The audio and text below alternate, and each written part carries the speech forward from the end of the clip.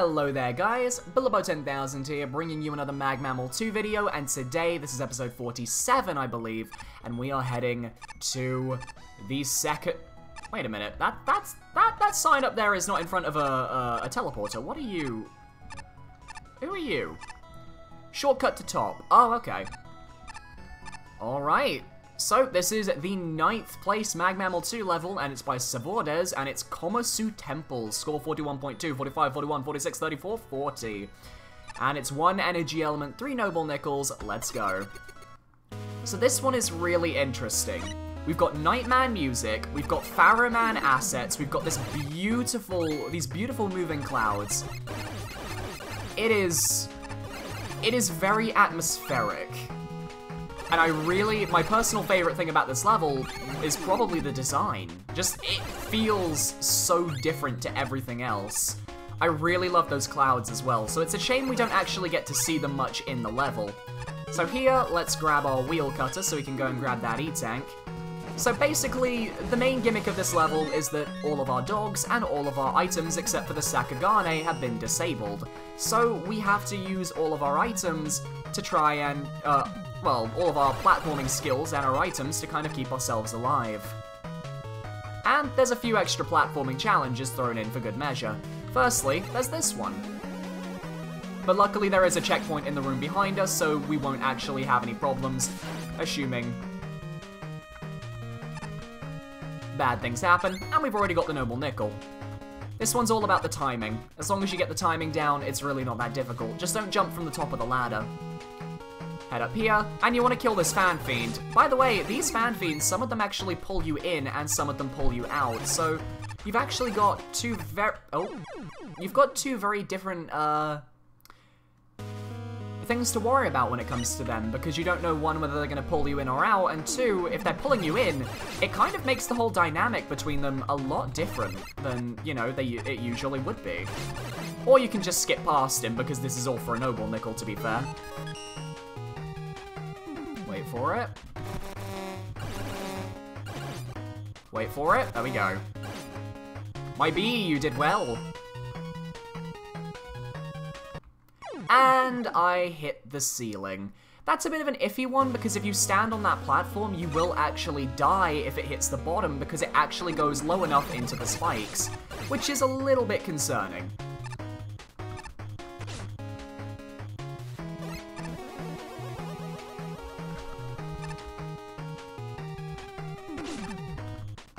Dang it! Didn't jump in time because of the mummera.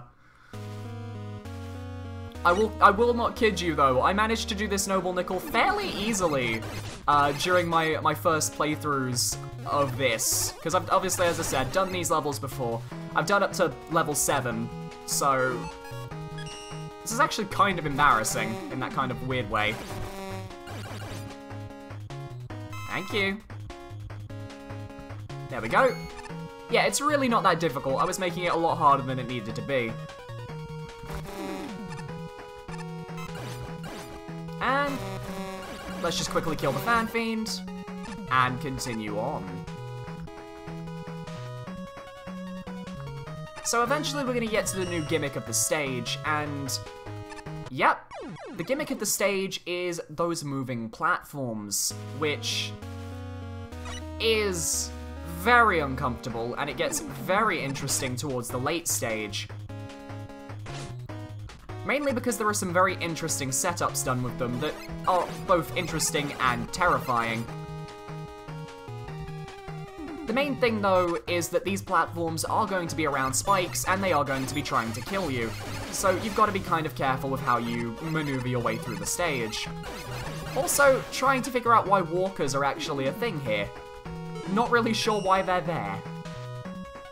Alright, if we head to the left here, we get to the final noble nickel, which is its own problem altogether. And yeah, you can see that as far as precision platforming goes, it's pretty precise. And I have no shame in doing this, because I did this last time, and, you know, I want to actually finish the stage. We're going to use the Sakagane. Now, the problem is the Sakagane actually does trivialize a lot of this level's challenges because of the whole fact it can jump over spikes. So I try to only use it when it comes to the noble nickels because, you know, the noble nickels are the main reason. Alright, let me just... There we go. So you see those spikes dunk just low enough that they would hit, you know... They go low enough that they would hit the spikes and kill you if you weren't careful. So it's just sort of precision platforming at its finest, to be perfectly candid. And I was meant to slide there, not jump, of course. God damn it. I'm pretty sure there's a checkpoint after that as well, so I was very close. But it's okay, we're just back here. This isn't too terrible of a spot to end up at. As long as you know what you're doing, these aren't necessarily difficult jumps. It's more just the fact that there's, you know, a lot of precision involved.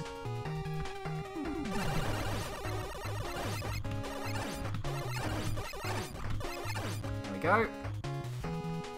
There we go. Perfect. Yeah, I'm pretty sure this is a checkpoint, if I can recall. I might be wrong about that though, so I'm gonna try and be as careful as I can. Oh god. Oh no, next is the checkpoint. Here's the checkpoint. So now, we're gonna get the flash stopper out, because in my opinion that's the only way to actually do this. Because this, without the flash stopper, hello Walker, this without the flash stopper is actually kind of terrifying. But with the flash stopper, it's actually fairly easy. It's also the final room before the boss door, so I feel kind of bad, but at the same time I don't actually feel too terrible. Oh, and I need to get a screenshot before when we go into the boss room, because this is gonna be a pretty cool place. Screenshot gained. And yeah, we then have a rather normal Komasu Man fight.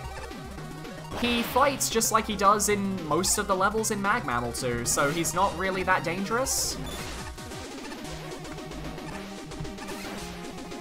He just does his usual thing.